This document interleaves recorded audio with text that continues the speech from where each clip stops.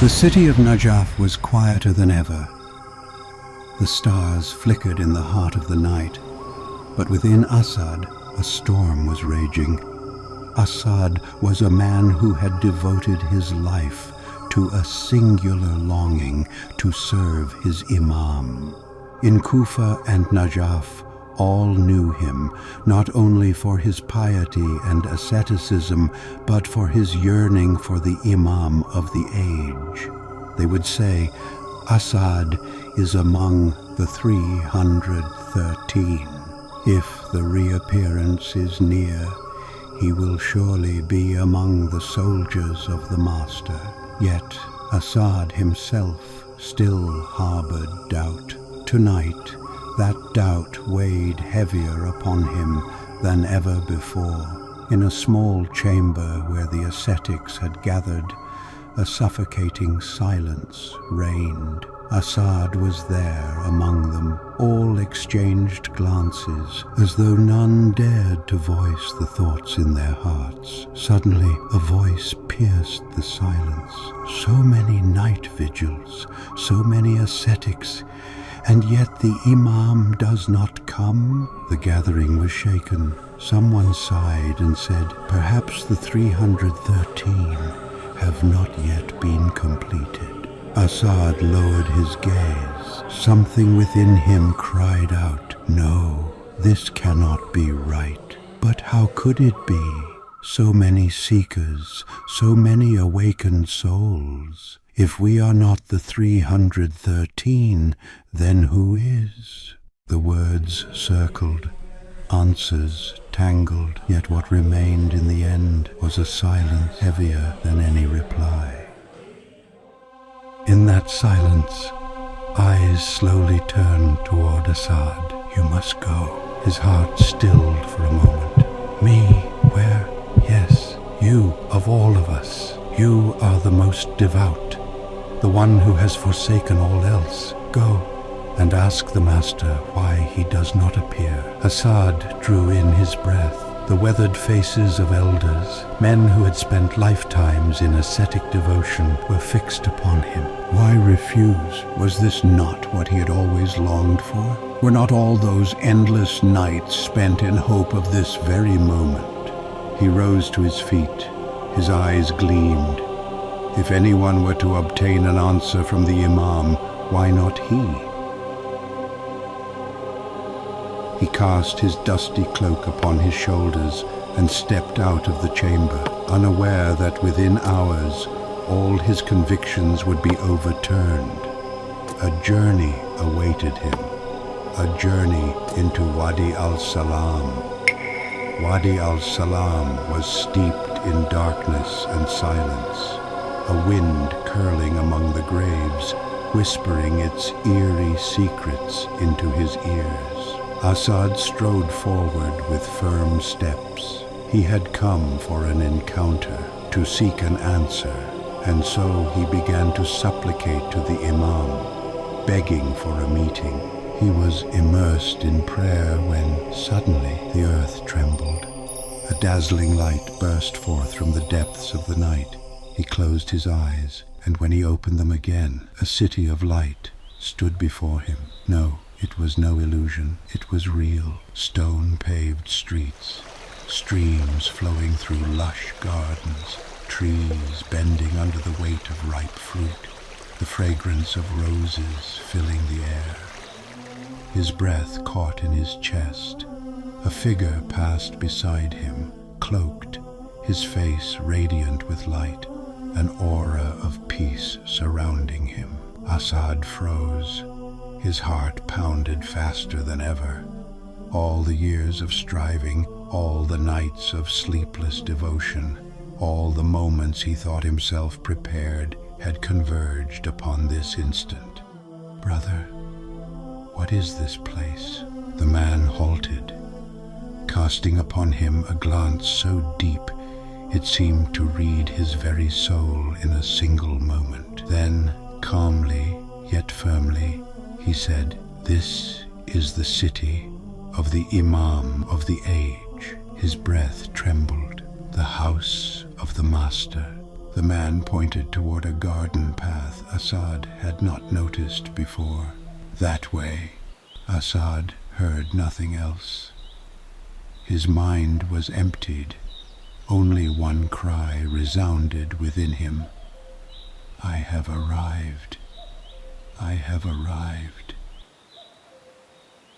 Yet his steps faltered, as if shackles bound his feet. He reached the house of his dreams. He raised his hand, hesitated. If he entered, every dream would turn to reality, and reality stood behind this door. He drew in a breath and knocked.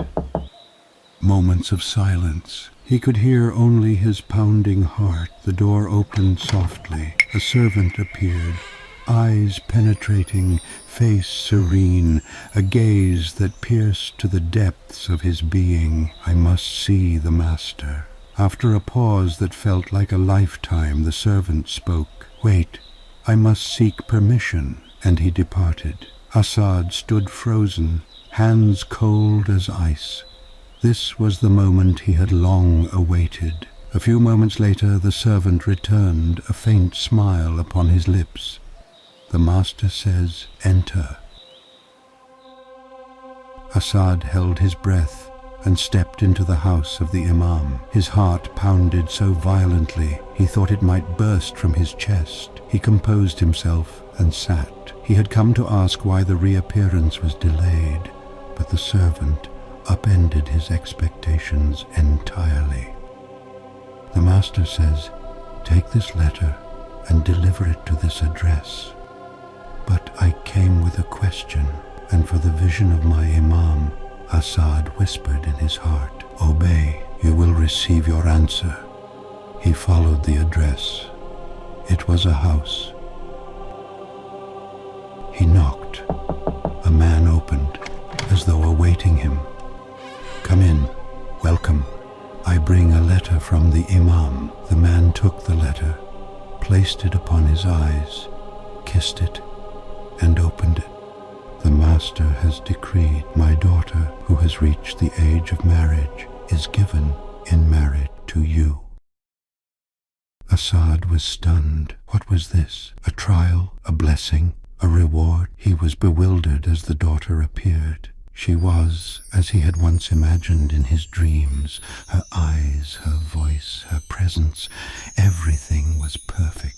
He thought perhaps this was the recompense for a lifetime of asceticism and renunciation, the bounty the master had bestowed. Suddenly a knock at the door, a messenger of the Imam. The master commands, it is time for the rising. You must come. His gaze lingered on the room. Go, I will come. The messenger departed, only to return moments later. Now, you must come at once. Again he said, go, I will come.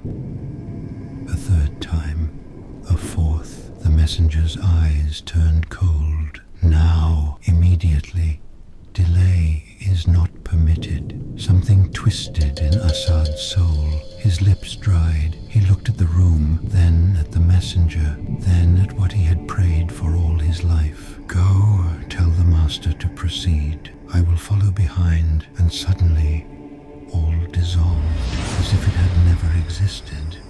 Asad opened his eyes. Wadi al-Salam. Graves. Silence. Night. Nothing remained, not the city, not the daughter, not the dreams. Only the wind whispered in his ears. You, who were the most ascetic of all, this is your state. Woe to the rest. Asad staggered out of Wadi al-Salam. The moon above Najaf was at its zenith. His steps were heavy as he returned to the chamber. When he opened the wooden door, all the faces that had awaited him with hope and anticipation trembled at the sight of his pale face. An icy silence filled the room. Asad sat down. He swallowed. At last he began to speak of the city he had seen, the servant who gave him an address, the house in which he was received. and the moment when all crumbled. A deathly silence engulfed the room. Then from within that silence, a quiet voice rose, heavy with gravity. If it were you and I, would we not have answered the same? After that night, Asad was never the same. His gaze had changed. His eyes no longer sought dreams. He was no longer proud of his night vigils. The praise of the people no longer mattered to him. He now hoped he had understood the essence of worship is absolute obedience to the Imam, and he learned the secret of the reappearance, that it awaits not mere worshippers, but loyal companions who respond without delay to their master's call.